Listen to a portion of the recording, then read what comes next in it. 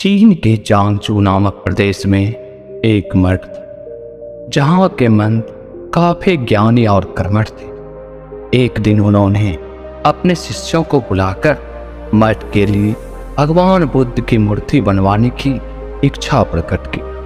महंत बोले, इस कार्य के लिए आप घर घर जाकर धन संग्रह कीजिए, किसी से बलपूर्वक धन मत लीजिए, जो इच्छा है वो खुशी से दे, उसी से लीजिए। शुभ कार्य हेतु धन संग्रह भी शुद्ध तरीके से होना चाहिए। सभी शिष्य अलग अलग दिशाओं में धन संग्रह हेतु रवाना हो गए। इसी प्रक्रिया में एक शिष्य को तीन नू नाम की एक बालिका मिली। उसके पास एक सिक्का था। जब उसे भगवान बुद्ध की प्रतिमा निर्माण के विषय में चल रहे धन संग्रह के बारे में पता चला तो उसने श्रद्धावश वह एकमात्र सिक्का दान करना चाहा, किंतु शिष्य ने सिक्के को अति तुच्छ समझकर लेने से इनकार कर दिया। कुछ देर बाद सभी शिष्य धनराशि लेकर मठ में एकत्रित हुए। महंत ने मूर्ति का निर्माण आरंभ करवाया, किंतु अथक प्रयास के बाद भी मूर्ति संपूर्ण नहीं हो पा रही थी। कोई न कोई कमी रह जाती। इस पर महंत को संदेह हुआ। उन्होंने शिष्यों से धन संग्रह के बारे में पूछा। सभी ने बारी बारी से अपने अनुभव सुनवाए। इसी क्रम में जब तीनू नाम का प्रसंग आया तो महंत पूरी बात समझ गए। उनके आदेश से वह शिष्य वह बालिका के पास गया और क्षमा मांगते हुए उससे एकमात्र सिक्के को आदर पूर्वक ले लिया। धातुओं के घोल में उस सिक्के को आदर पूर्वक ले लिया। धातुओं के घोल में उस सिक्के को मिला देने पर सहज ही एक सुंदरतम मूर्ति का निर्माण हो गया। यह कथा श्रद्धापूर्ण दान की महत्ता को प्रस्थापित करती है।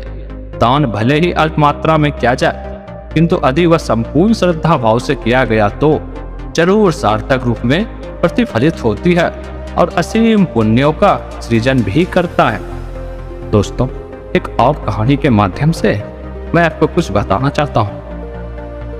मगध राज का राजकुमार श्रेण बेहद उद्दंड था। उसको दूसरों के अपमान में आनंद की अनुभूति थी। दूसरों को अपमानित करने में वह पूर्ण का ख्याल भी नहीं करता था। जब माता पिता उसकी हरकतों से बहुत परेशान हो गए तो उन्होंने अपने महल में भगवान बुद्ध को आमंत्रित किया। बुद्ध जब महल में आए तो उन्होंने राजकुमार के विषय में सभी सुनी बातें सुनी। उन्होंने राजा से राजकुमार को घर में लाने के लिए कहा। श्रेण अपने पिता के साथ आया और प्रवचन की समाप्ति पर वह बुद्ध के चरणों में लौट गया। बुद्ध के वचनों से प्रभावित होकर वह बौद्ध धर्म में दीक्षित हो गया। उसका जीवन पूर्णतः बदल गया। कुछ समय बाद उन्होंने प्रायश्चित करने के लिए अन्न जल का त्याग कर दिया। उसके इस कठोर प्रण के विषय में जब भगवान बुद्ध को ज्ञात हुआ तो उसे देखने आए। उन्होंने स्नेहपूर्वक उसके मस्तक पर हाथ रखा और बोले, श्रोण, अन्न जल के त्याग के चलते तुम्हारा स्वास्थ्य गिरता जा रहा है। तुम संगीत के जानकार हो, अतः उससे जुड़े मेरे प्रश्न का उत्तर दो। क्या बीना के तार ढीले करने पर उससे स्वर लहरी फूटती है? श्रोण ने जवाब दिया, नहीं भगवान। बुद्ध ने पुनः प्रश्न किया, तब तो तारों को खूब कसना पड़ता होगा। श्रोण बोला, नहीं, अधिक कसने से तार टूट सकते हैं। तब तथागत बोले, बीना से मधुर संगीत निकालने के लिए उसके तारों को न तो अधिक ढीला रखना चाहिए और न ही अधिक कसना चाहिए।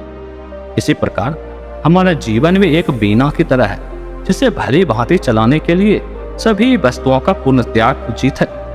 श्रोण ने कठोर प्रतिज्ञा से मुक्ति ले ली और सहज जीवन जीने लगा।